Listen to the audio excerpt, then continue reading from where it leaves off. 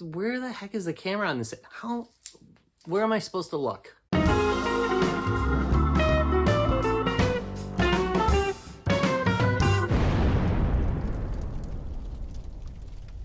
Well, hello there, real gamers. Retr0Rob here, and this is my coffee Earl.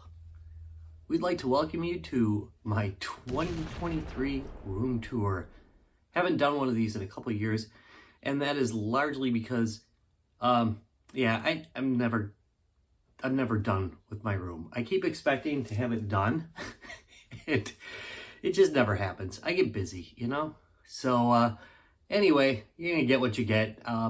Apologies, to be honest. This is gonna be an entire video of, I mean to finish that. So, apologies for this one, but I think if I don't do it now, I'm just never gonna do it. So let's get rolling. All right, starting with the studio setup. That is a MacBook Pro. I think it was a 2022. Got my MSI screen. I will sometimes dock my MSI gaming laptop in there if I want a bigger screen to play on, but generally not.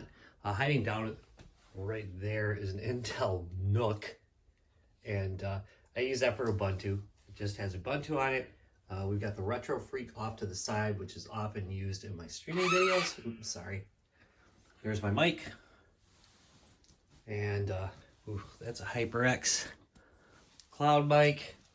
And over here, I'm not going to be as detailed on everything, by the way. There's my Xbox, which I occasionally play Call of Duty on a few times a week.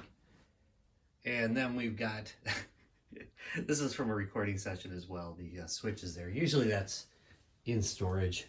And then there's the lighting system. I got two of those, got a couple of those cubes. And then if I'm doing close-up work, I use the Lumix right here. I'm experimenting with just using my phone.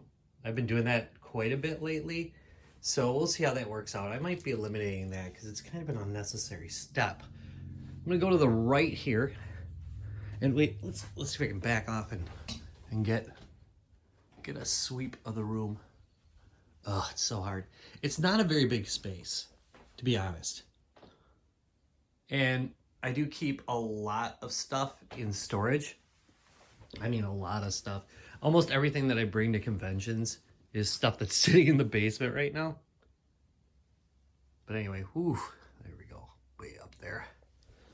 And the couch, which I put a cover on because my wife lets the dogs up on the couch. I didn't, but she games over here now, using this Xbox right here.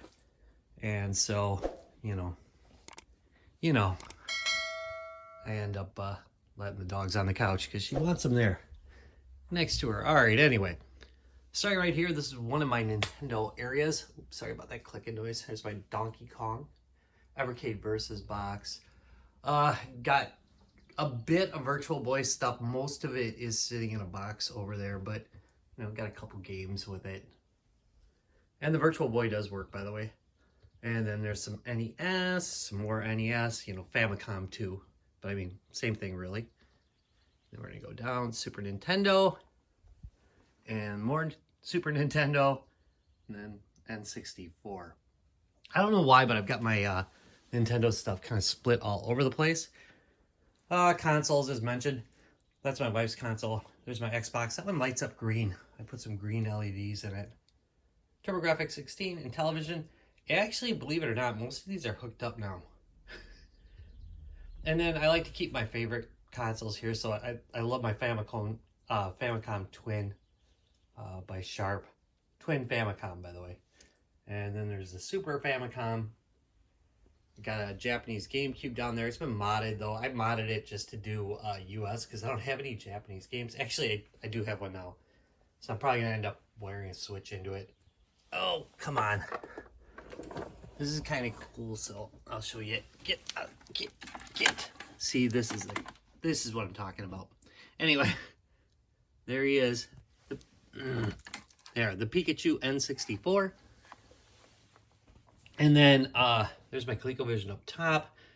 Some of you guys will know that I used to have a huge Switch box. I'm trying to remember the name of it. I got rid of that to just use a couple discrete Switch. Actually, I've got this over here too, but that I needed anyway. But I've switched over to just a couple discrete switch boxes because this one's HDMI, and then I've got composite down there. And I've been doing less and less composite and more just upscaling. And this TV, by the way, I get asked about this TV. Wait, let's I doubt I have anything. This is great video, by the way. It's good stuff. Yeah, where's the remote? Who knows?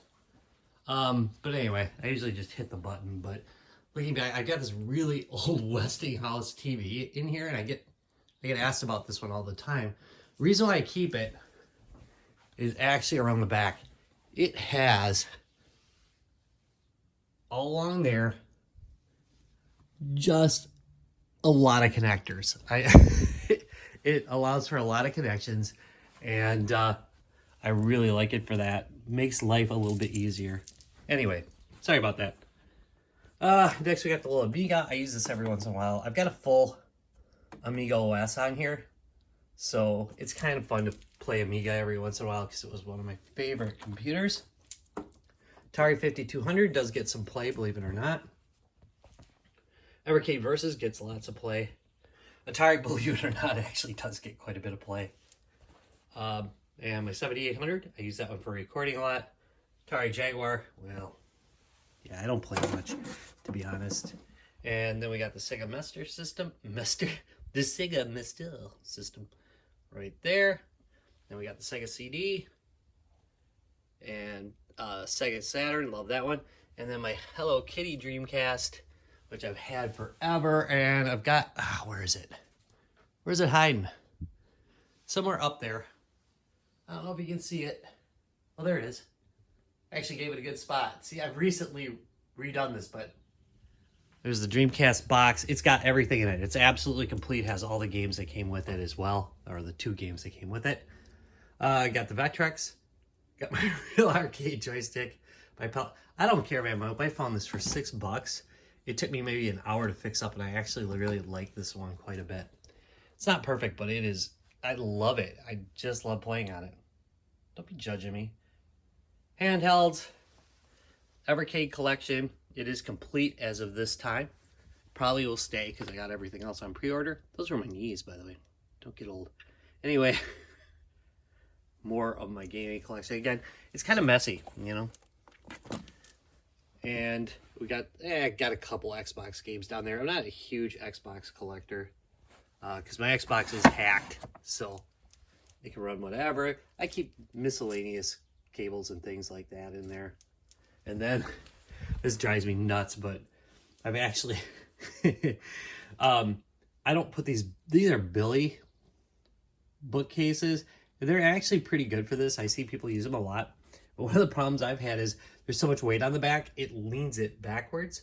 So what I do generally, if you saw earlier versions, it was straight in this room, and that's because I put a little spacer in the back to keep them straight, because they have this, keep it in note, it's cool and all. See that little guy right there? That's for trim, but my trim is much fatter than that, so I can't lean it up against the wall directly, so I have to put a spacer in. Anyway, haven't done that. Severe danger.